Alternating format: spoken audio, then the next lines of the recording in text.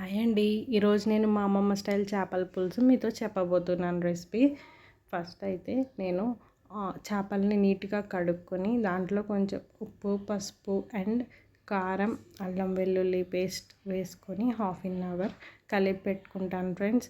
ఇలా ట్రై చేస్తే బ్యాచిలర్స్ కూడా చాలా ఈజీగా చేపల పులుసు చేసుకోవచ్చు ఫ్రెండ్స్. చేపల పులుసు అంటే చాలా కష్టం అని అనుకునే వాళ్ళందరికీ ఇది నేను చెప్పేది ఈజీ ప్రాసెస్ ఫ్రెండ్స్. ఇక్కడైతే నేను చింతపండు తీసుకొని ఫస్ట్ హీట్ వాటర్లో నేను ఒకసారి కడుక్కున్నాను ఫ్రెండ్స్. చింతపండుని కడుక్కొని నేను మళ్ళీ సెకండ్ టైం వాటర్ పోసి నానబెట్టుకున్నాను ఫ్రెండ్స్. ఇలా చేయటం వల్ల ఏంటంటే చింతపండులో ఏదైనా డస్ట్ ఉన్నా కూడా ఫస్ట్ సారి వేడి నీళ్ళతో కడుగుతాం కాబట్టి పోతుంది. నెక్స్ట్ ఇక్కడ నేను పచ్చిమిర్చి, ఒక టమాటో అండ్ 2 పెద్ద సైజు ఆనియన్స్ తీసుకున్నాను ఫ్రెండ్స్. మీకు పచ్చిమిర్చి ఎక్కువ వేయటం ఇష్టం లేకపోతే కొంచెం వేసుకోండి. పులుసులో ఉండే పచ్చిమిర్చి టేస్టే వేరండి, అందుకే నేను కొంచెం ఎక్కువగానే వేస్తాను.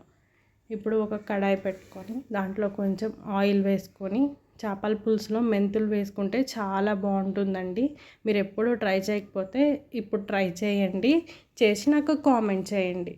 నెక్స్ట్ ఆ మెంతులు వేగాక పచ్చిమిర్చి, ఆనియన్ వేసుకొని కొంచెం మగ్గనివ్వాలి ఫ్రెండ్స్.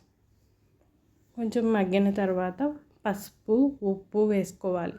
ఏవైతే మనం ముందు ముక్కలకి కలిపి పెట్టుకున్నామో అలానే ఆనియన్స్కి కూడా కొంచెం ఉప్పు, కారం, పసుపు, అల్లం వెల్లుల్లి పేస్ట్ వేసుకుంటే ఏంటంటే ఆనియన్లో ఉన్న తీపి కర్రీకి రాకుండా ఉంటుందండి.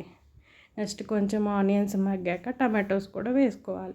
ఇప్పుడు అది మూత పెట్టుకొని ఈ చేపల కూరలోకి చాలా సింపుల్ అయిన మసాలా ఉందండి, మా అమ్మమ్మ చేసే మసాలా. నేను మీకు అది చెప్తాను.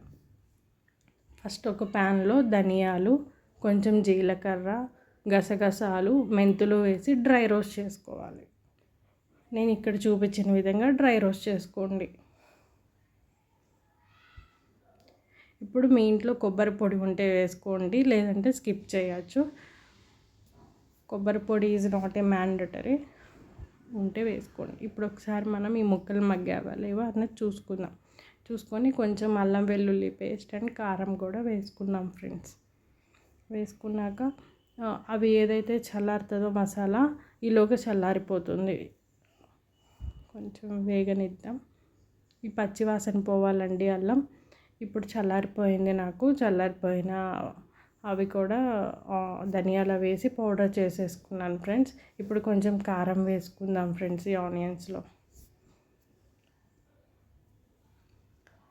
ఇప్పుడు కారం వేసుకున్న తర్వాత ఇదంతా ఒక సైడ్కి తీసుకోవాలి ఫ్రెండ్స్. కడాయిలో ఒక సైడ్కి తీసుకొని ఖాళీ స్పేస్లో ఫిషెస్, నేను ఇప్పుడు ఏదైతే చూపిస్తున్నానో వీడియోలో అలా చేప ముక్కల్ని మీరు వేసుకోవాలి ఫ్రెండ్స్. అలా వేసుకుంటాం వల్ల ఏంటంటే చేపల పులుసులో ముక్క అన్నది విరగదు ఫ్రెండ్స్. ఇప్పుడు ఈ కర్రీ ఏదైతే పక్కకు తీసుకున్నామో అది ముక్కల మీద స్ప్రెడ్ చేసుకోవాలి ఫ్రెండ్స్. అలా ఒక 10 మినిట్స్ మగ్గనిస్తే చాలా బాగుంటుంది ఫ్రెండ్స్ ముక్కలు. ఇప్పుడు 10 మినిట్స్ మగ్గిన తర్వాత నేను పులుసు పోస్తున్నాను ఫ్రెండ్స్. పులుసు అంటే ఎక్కువ నీళ్ళు పోసేసుకోకండి ఫ్రెండ్స్. ఎంతవరకు మీకు లిక్విడ్ ఫార్మేషన్ కావాలో అంతే వేసుకోండి. ఎక్కువ వేసేసి చేప ముక్కని ఎక్కువ ఉడకపెట్టకండి. అది దగ్గర అయ్యేదాకా ఉడకపెట్టకండి, చేప విరిగిపోతుంది. నేను కొన్ని ముక్కలు పక్కకు పెట్టుకున్నాను ఫ్రెండ్స్. నేను వెన్స్డే అట్లా ఏదైనా పప్పు, సాంబార్ చేసినప్పుడు మేము అవి ఫ్రై చేసుకుంటాం ఫ్రెండ్స్. ఇప్పుడు కొంచెం ఇట్లా ఉడుకుతున్నప్పుడు కొంచెం కరివేపాకు, కొత్తిమీర వేసుకోవాలి. అండ్ ఆ పౌడర్ ఏదైతే మనం చేసి పెట్టుకున్నామో ఆ పౌడర్ కూడా ఈ టైంలోనే వేసుకోవాలి ఫ్రెండ్స్. ఇది మా అమ్మమ్మ స్టైల్ చేపల పులుసు ఫ్రెండ్స్. ఇలా ఒక్కసారి ట్రై చేయండి, చాలా బాగుంటుంది. ముక్క విరగకుండా వస్తుంది. ఇక్కడి నుంచి మనం గెరిట అన్నది పెట్టద్దు. చింతపండు పులుసు వేసిన తర్వాత మనం గెరిట అన్నది పెడితే చేప ముక్క అన్నది విరిగిపోతుంది. కాబట్టి ఇక్కడి నుంచి గెరిట పెట్టకండి. ఒక్కసారి ఉప్పు, కారం చెక్ చేసుకోండి. ఏదైనా తగ్గితే వేసుకోండి. అంతేకాని గెరిట పెట్టి ముక్కను మాత్రం తిప్పద్దు. ఒక్కసారి ఈ పద్ధతిలో ట్రై చేయండి ఫ్రెండ్స్.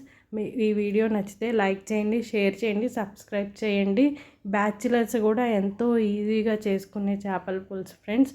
ఎక్కువ మసాలాలు లేకుండా చాలా బాగుంటుంది. లాస్ట్లో కొంచెం కొత్తిమీర లాస్ట్లో జల్లుకుంటాం వల్ల ఆ ఫ్లేవర్ చాలా బాగుంటుంది ఫ్రెండ్స్.